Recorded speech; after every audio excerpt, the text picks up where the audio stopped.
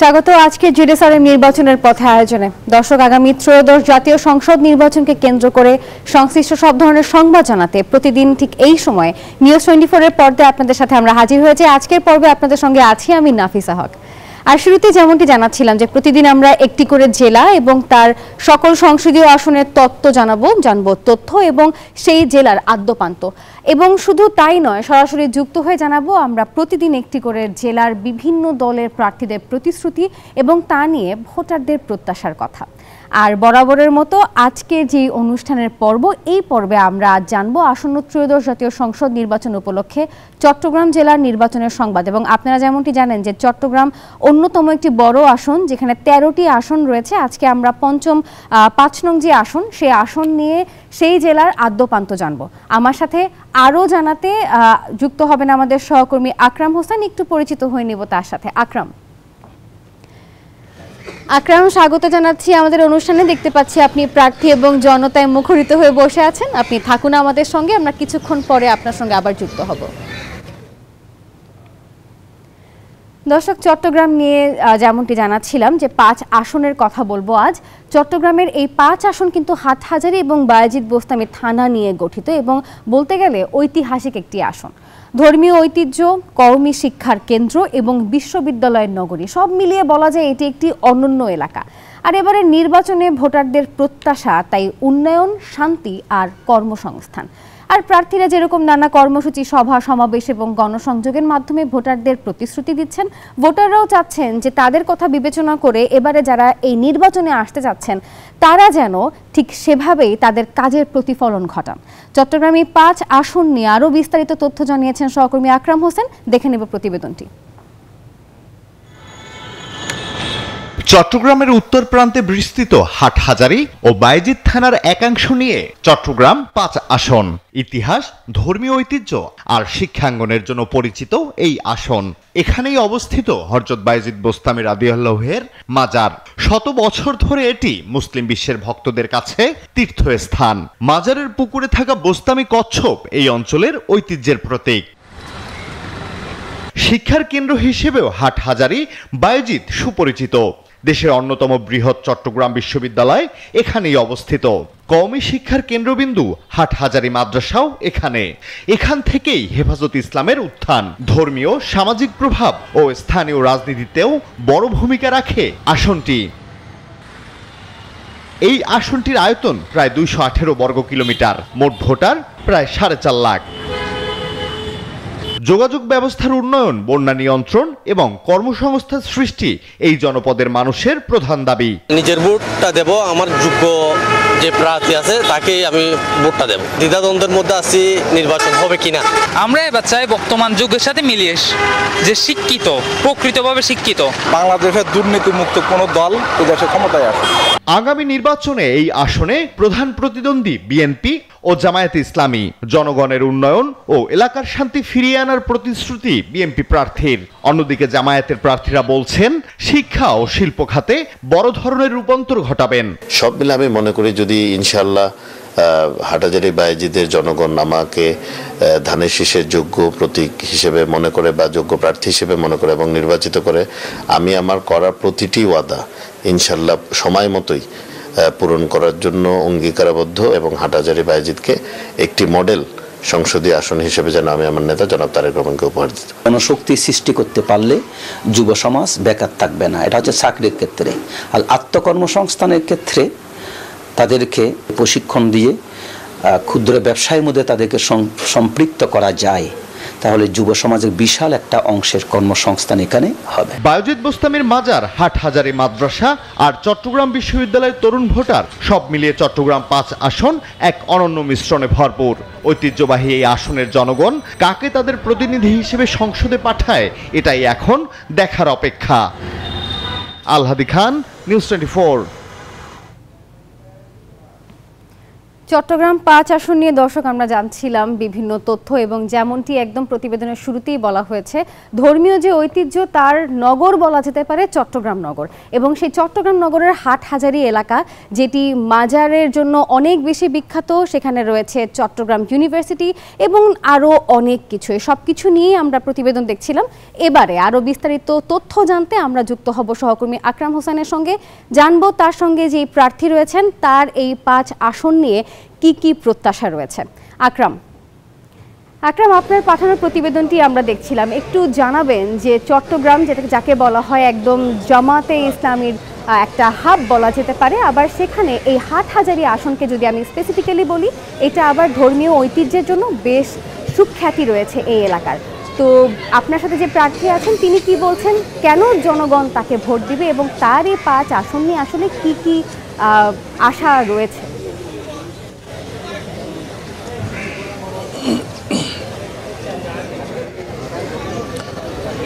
ধন্যবাদ নাফিসা। আমরা আছি এখন চট্টগ্রাম 5 হাটহাজারী বাইজিদের একাংশ নিয়ে গঠিত যে আসনটি, সেই আসনের আমাদের সাথে আছেন বিএনপি মনোনীত প্রার্থী জনাব ব্যারিস্টার মীর মোহাম্মদ হেলাল উদ্দিন। তবে দর্শক আপনারা জানেন এই নিউজ 24-এর বিশেষ আয়োজন নির্বাচনের প্রতি এই প্রোগ্রামটিতে আমরা ভোটারদের চিন্তা ভাবনা প্রত্যাশা নিয়ে এবং প্রার্থীদের পক্ষ থেকে ভোটারদের প্রতি প্রতিশ্রুতি নিয়ে আমরা কথা বলি এবং সেই সাথে আমরা বিভিন্ন সংসদীয় আসনে গিয়ে বিভিন্ন রাজনৈতিক দলের মনোনীত প্রার্থীদের কাছ থেকে তাদের প্রতিশ্রুতিগুলো শুনে থাকি এবং আপনাদেরকে আমরা জানিয়ে থাকি। এখন আমরা আছি চট্টগ্রামের 5 আসনে, সেই 5 আসনের বিএনপি মনোনীত প্রার্থী জনাব মীর মোহাম্মদ হেলাল উদ্দিন আছেন আমার সাথে। জনাব মীর মোহাম্মদ হেলাল উদ্দিন, আপনাকে স্বাগতম নিউজ 24-এর বিশেষ আয়োজনে। একটু জানাবেন, আপনি দীর্ঘ 17 বছর আন্দোলন সংগ্রামের রাজপথে ছিলেন, সেই রাজপথ থেকে এখন সংসদ নির্বাচনে আসলে সেই জার্নিটা কেমন ছিল? আপনাকে ধন্যবাদ। আপনার মাধ্যমে নিউজ 24-এর সকল দর্শককে শুভেচ্ছা জানাচ্ছি। আমি এবং আমার সাথে আমার যারা হাটহাজারী এবং বাইজিদের বিএনপি এবং অঙ্গ সংগঠনের পরিবারের সদস্যবৃন্দ আছেন, আমরা দীর্ঘ 17 বছর ধরেই একটি গণতান্ত্রিক সমাজ প্রতিষ্ঠার আন্দোলনে আমরা সবাই ঐক্যবদ্ধভাবে আমরা রাজপথে ছিলাম। তারই মূল্যায়ন হিসেবে আমার দলের নেতা জনাব তারেক রহমান আমাদেরকে, শুধু আমাকে নয়, হাটহাজারী এবং বাইজিদের সমগ্র বিএনপি পরিবারকে ধানের শীর্ষে প্রার্থী হিসেবে মনোনীত করেছেন। আমরা আগের থেকেই, যেহেতু আমরা রাজপথে ছিলাম, আমরা প্রতিটি ঘরে ঘরে আমাদের যোগাযোগ রয়েছে, সম্পৃক্ততা রয়েছে। সেই কার্যক্রমকে 31 দফার মূলনীতিগুলো মানুষকে বোঝাতে আমরা এই কাজটা আরও জোরদার করেছি। এই অঞ্চলে আপনি জানেন, যখন অনেক জায়গায় খুব কষ্টকর ছিল মিটিং মিছিল করা আওয়ামী লীগের আমলেও, হাটহাজারী বাইজিতে কিন্তু প্রতিটি কর্মসূচি রাজপথে পালিত হয়েছে। একমাত্র এই অঞ্চলে যারা বিএনপি এবং অঙ্গ সহযোগী সংগঠন নেতৃবৃন্দ আছেন তাদের অদম্য সাহসী ভূমিকার কারণে আজকে আমাদের যতটুকু রাজনৈতিক অগ্রযাত্রা বা 17 বছর আন্দোলন থেকে সংসদের অভিমুখে যে যাত্রা, তার পুরো কৃতিত্বটাই এই অঞ্চলের মানুষের এবং এই অঞ্চলের বিএনপি পরিবারের। ভোট একটি পবিত্র আমানত, সেই আমানত যখন জনগণ যদি আপনাকে দেয়, আপনার সংসদীয় আসনের সংসদ সদস্য হতে আপনাকে সেই আমানত দেয়, তখন সেই আমানতটি আপনি কীভাবে মূল্যায়ন করবেন? অবশ্যই এটি অত্যন্ত পবিত্র একটি আমানত এবং যে কোনো আমানতের মতোই যাতে আমানতের খেয়ানত আমি এবং আমরা না করি সেদিকে আমরা সর্বদা সচেষ্ট থাকব।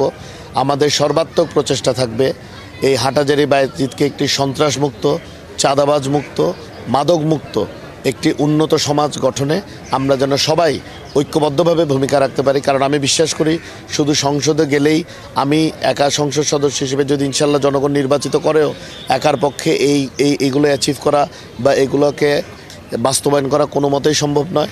এখানে সমাজের গণ্যমান্য ব্যক্তিবর্গ আছেন, আমার এই বিএনপি পরিবার এবং অঙ্গ সংগঠনের পরিবারের লোকজন আছেন, আমরা সকলকে নিয়ে আমাদের প্রচেষ্টা থাকবে। আমাদের উপর ইনশাল্লাহ জনগণ যদি আস্থা রাখে, ধানের শীষের উপর যদি আস্থা রাখে, হাটহাজারী বাইজিদ বিএনপি এবং অঙ্গ সংগঠন সমূহের উপর যদি আস্থা রাখে এবং সর্বোপরি আমার উপর যদি আস্থা রাখে, অবশ্যই আমি যেটা শুরুতে বলেছি, আমরা এই অঞ্চলকে সন্ত্রাসমুক্ত, চাঁদাবাজ মুক্ত, মাদক মুক্ত একটি উন্নতর সমাজ এবং এলাকা হিসেবে প্রতিষ্ঠিত করতে চাই। এই হাটহাজারীতে বিভিন্ন ধর্মীয় এবং শিক্ষা প্রতিষ্ঠানের দিক দিয়ে সবচেয়ে বেশি আলোচিত এবং গুরুত্বপূর্ণ এই আসনটি। আসলে বিভিন্ন ধর্মের লোকজনের জন্য এই আসনটি কেমন হবে? আমার মনে হয় অন্যান্য যে কোনো অঞ্চলের চেয়ে হাটহাজারী বায়েজিদ অঞ্চল অত্যন্ত সৌহার্দ্যপূর্ণ এবং সম্প্রীতিময় একটি পরিবেশ এখানে বিরাজ করছে। কোনো সময় এখানে এরকম রিলিজিয়াস কোনো কনফ্লিক্ট বা রায়েট হয় নাই। আমি বিশ্বাস করি ভবিষ্যতেও একই ধারা অব্যাহত থাকবে। আমরা সম্প্রীতি সৌহার্দ্যের মাধ্যমে আমাদের দলের প্রতিষ্ঠাতা আমাদেরকে যেভাবে জাতি হিসেবে ঐক্যবদ্ধ করেছেন, বাংলাদেশ হিসেবে এই হাটহাজারী বায়েজিদের প্রতিটি জনগণ আমরা দেশপ্রেমিক বাংলাদেশি হিসেবে ঐক্যবদ্ধভাবে থাকব এবং আমরা সকলে মিলে এই এলাকাকে উন্নত করার চেষ্টা করব ইনশাআল্লাহ। ধন্যবাদ। আমরা এতক্ষণ ছিলাম বিএনপি মনোনীত প্রার্থী ব্যারিস্টার মীর মোহাম্মদ হেলাল উদ্দিনের সাথে। আমরা আবারও ফিরে আসবো। আমরা এখন যাব স্টুডিওতে। নাফিসা। আকরাম, ধন্যবাদ আপনাকে। দর্শক, সহকর্মী আকরামের সঙ্গে যুক্ত ছিলেন বিএনপি 5 আসনের মনোনীত প্রার্থী এবং তিনি জানাচ্ছিলেন তাদের যেই 31 দফা রয়েছে সেটি নিয়ে এবং সেটি অনুসরণ করে তিনি চট্টগ্রাম 5 আসনের জন্য কি করতে চান এবং এই বিষয়ে অবশ্যই ভোটারদেরও কিছু বলার আছে এবং নিঃসন্দেহে আমরা আরও গভীরে জানতে চাইব যে 5 আসনে কি বিষয়ে এখনো অভাব রয়েছে এবং তিনি যদি নির্বাচিত হন তিনি আরও কি বিষয়ে কাজ করতে চান। আমরা একদম বিস্তারিত তথ্য জানবো, তবে বিরতির পরের অংশে। আপনারা আমাদের সঙ্গেই থাকুন। দেখছেন জেডএসআরএম নির্বাচনের পথে। নিচ্ছি ছোট্ট একটি বিরতি।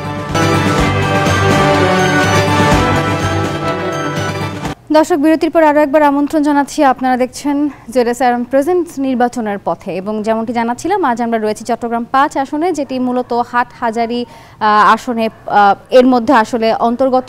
তো আমরা এবারে কথা বলবো আমাদের সহকর্মী আকরাম হোসাইন যিনি রয়েছেন এবং তার সাথে বিএনপি মনোনীত 5 আসনে যে প্রার্থী জনাব হেলাল উদ্দিন রয়েছেন তাদের সাথে জানবো সেই আসন নিয়ে তাদের আগামী স্বপ্নের কথা। আকরাম, এবারের আসনের প্রচারণী সম্পর্কে জানাবেন। কেমন আশাবাদী বিএনপির যে প্রার্থী রয়েছেন তিনি এবং কেন তরুণ প্রজন্ম তাকে ভোট দেবেন এই বিষয়ে যদি একটু জানাতেন।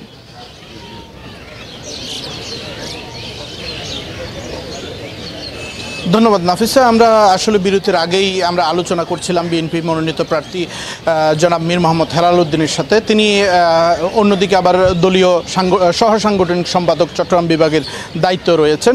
তো তার কাছে আসলে তার ভোটারদের প্রতি তার বিভিন্ন ধরনের প্রতিশ্রুতি জানাচ্ছিলেন। আমরা এখন জানবো আসলে কেন তরুণ প্রজন্ম তাকে বেছে নেবেন। আচ্ছা, একটু জানাবেন কেন তরুণ প্রজন্ম আপনাকে বেছে নেবেন? অন্যান্য রাজনৈতিক দলের প্রার্থীর চেয়ে আপনাকে কীভাবে আলাদাভাবে রিপ্রেজেন্ট করবেন?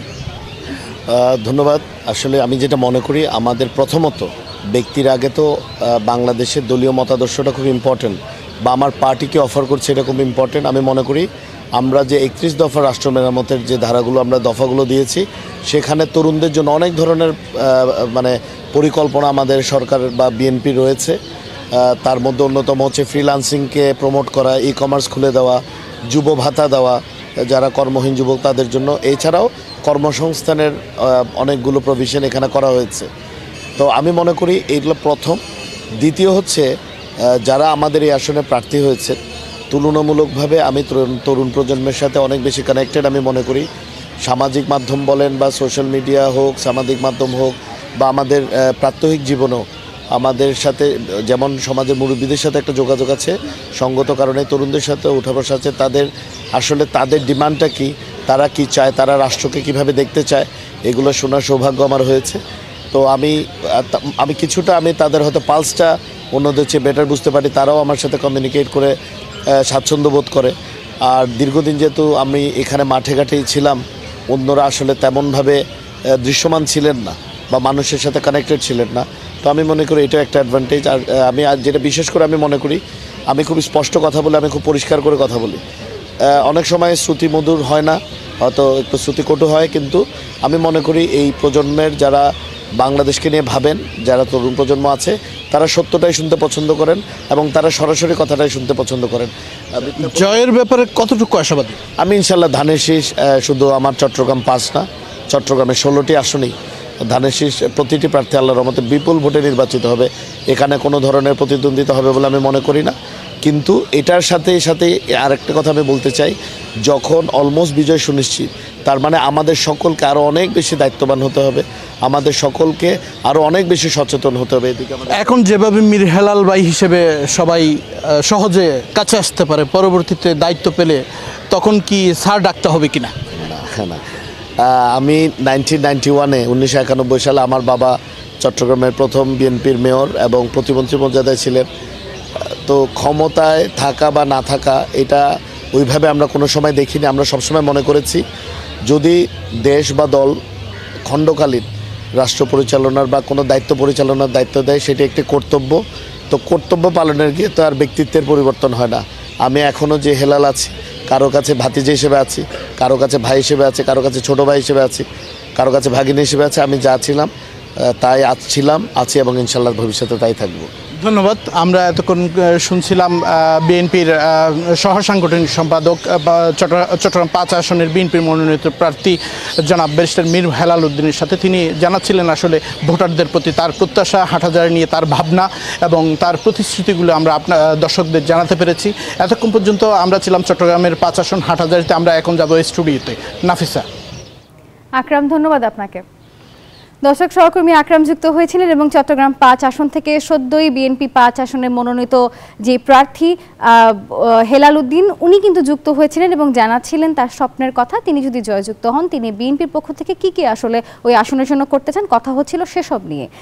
আপনারা দর্শক এতক্ষণ দেখছিলেন ZSRM প্রেজেন্স নির্বাচনের পথে। আগামীকাল আমরা যাব আরও একটি জেলাতে, জানাবো সেখানকার নির্বাচনের সবশেষ খবর। সে পর্যন্ত ভালো থাকুন, দেখতে থাকুন নিউজ 24।